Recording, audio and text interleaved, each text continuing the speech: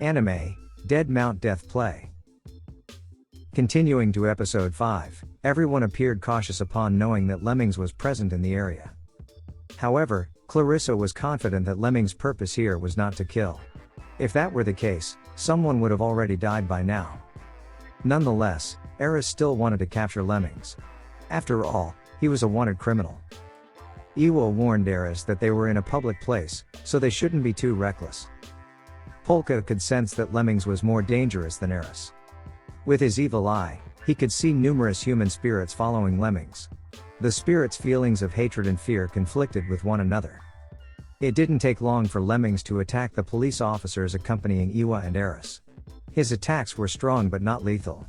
Eris also joined in the attack, but he felt underestimated by Lemmings. Iwa could only helplessly watch as they caused chaos in a public place. Lemmings looked towards Polka and Misaki. It seemed that he was more interested in them. Lemmings swiftly moved and carried Misaki, holding her in his arms. Polka actually wanted to save Misaki, but he didn't want his powers to be revealed. His peaceful life would be ruined if he became a target of the police. Polka also believed that his peaceful life wouldn't be attainable if he antagonized Lemmings. The most sensible choice at the moment was to escape and leave Misaki behind. However, Polka was someone who prioritized his friends. He used his magic to attack Lemmings. He himself didn't know why he was acting so foolishly. At that moment, he was reminded of his teacher. Iwa briefly saw a circle of Polka's magic. Clarissa quickly extinguished the candle that illuminated the area. Polka successfully hit Lemmings, reclaiming Misaki. However, Polka didn't expect Lemmings to still move swiftly in this darkness. He skillfully dodged Polka's bone magic attacks. Then, as he approached Misaki again, instead of kidnapping her, he seemed to be whispering to her. Based on Misaki's response, it seemed that Lemmings was asking something. Fortunately, Misaki refused to disclose it. When Lemmings looked at Polka, Misaki informed him that Polka had nothing to do with this matter. Misaki whispered something to Lemmings. Not only that, but she also bit his hand. It seemed that she wanted to paralyze Lemmings. Her bite couldn't pierce Lemmings' bandage, but she stabbed him with a fork she had previously licked. Lemmings stumbled after being stabbed. Polka took this opportunity to prepare a powerful spell. He summoned a giant skeletal body and crushed the defenseless Lemmings. The electricity had returned to its normal state. The entire room was in chaos and disarray. Polka, Misaki, and Lemmings were no longer there.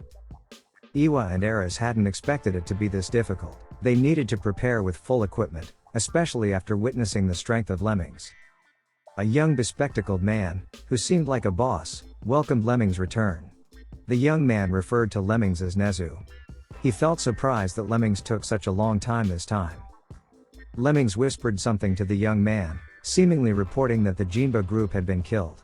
Lemmings remained silent, as if wanting to convey something.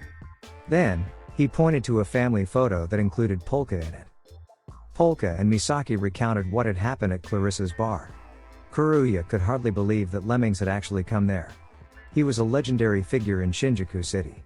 He earned his nickname because of his unknown appearances and his ability to silently complete tasks, as if he was everywhere like a lemming, a rodent-like creature. Fortunately, they were all safe. However, this time Polka had used a considerable amount of his magical energy. At least, Polka managed to absorb the spirits surrounding Lemmings and replenish his magical energy. Polka thanked Misaki for not revealing his secret to Lemmings. Misaki also expressed her gratitude for being rescued. Polka once again remembered the words of his teacher. His teacher advised him that if he intended to help someone, he should do so whether they were acquaintances or strangers. His teacher believed that Polka would live a long life as a necromancer. 1 second could be equivalent to 1 year, and the difference wouldn't be felt. Therefore, there was no need to measure something based on its duration. The longer one lived, the more emotions they would experience, and it would cause Polka to unconsciously act in dangerous situations. Polka realized that he was still struggling to protect anyone at the moment. He once again asked for help from Misaki, Kuruya, and the original Polka to pursue him in this world. Regardless of how long they had been friends, he didn't want to sacrifice the smiles of his friends. The bespectacled young man was talking to himself. He didn't expect that the person in the family photo, specifically Polka, was still alive. He had been completely deceived. The next day, Polka decided to start working. After the events of the previous night, he finally understood that his magical energy was still insufficient. If he wanted to have a peaceful life, he needed to have a lot of money. The power of a necromancer could be used in battles, but there were other uses as well.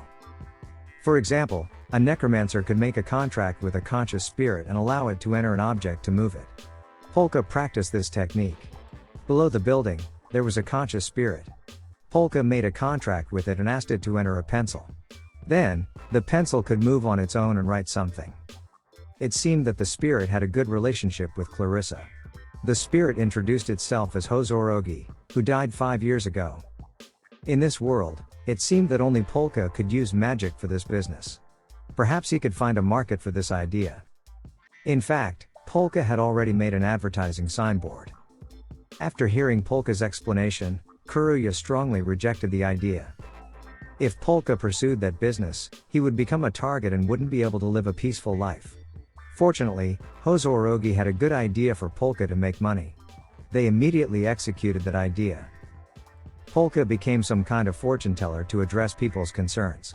Actually, Polka received answers from the spirits following his clients.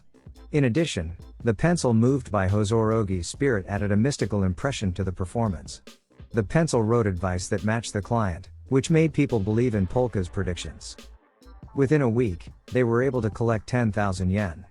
Hozorogi suggested that if Polka wanted his predictions to appear genuine, he should learn hot reading and cold reading techniques. Not only assisted by spirits, Kuruya also helped gather information based on the names and birth dates provided by clients. Then, the information could be shared with Polka through his magical eyeballs.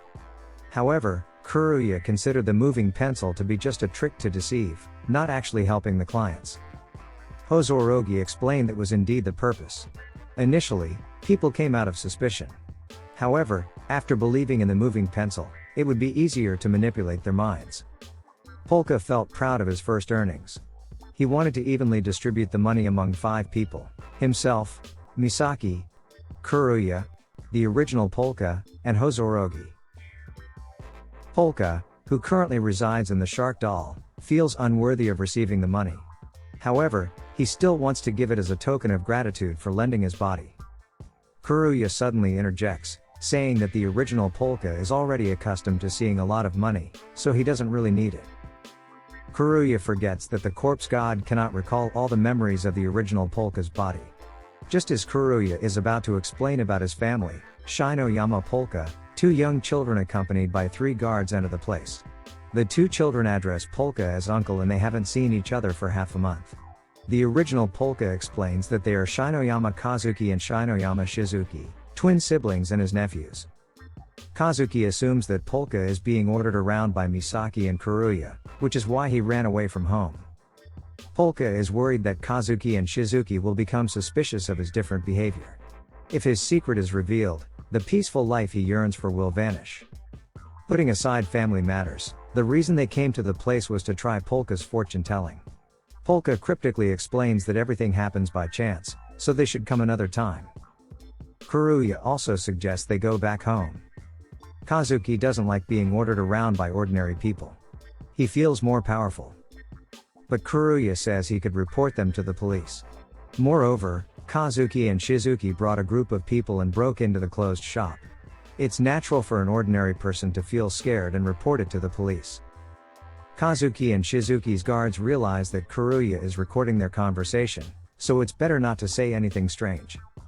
Polka intervenes in their conflict, especially when he sees Kazuki on the verge of tears. Polka hugs his 2 nephews and assures them that their future will be fine. He promises to protect them. Polka says he will return home tomorrow, so Kazuki and Shizuki should go back as well. In truth, Polka plans to head to the original Polka's house because he has noticed a spirit following the siblings. The spirit keeps pleading for help in regard to Kazuki and Shizuki. Polka explains to Kuruya and Misaki about the spirit he saw. Despite its sinister appearance, it is not actually an evil spirit. Polka can sense that it wants to protect the 2 children. However, his consciousness is starting to fade.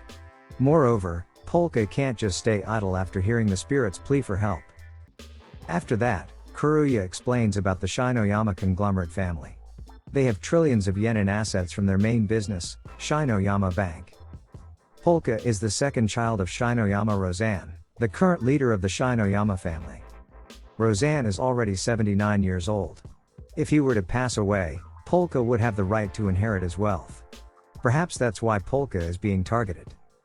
Kuruya has a hunch that the person who hired Misaki to kill him is from his own family.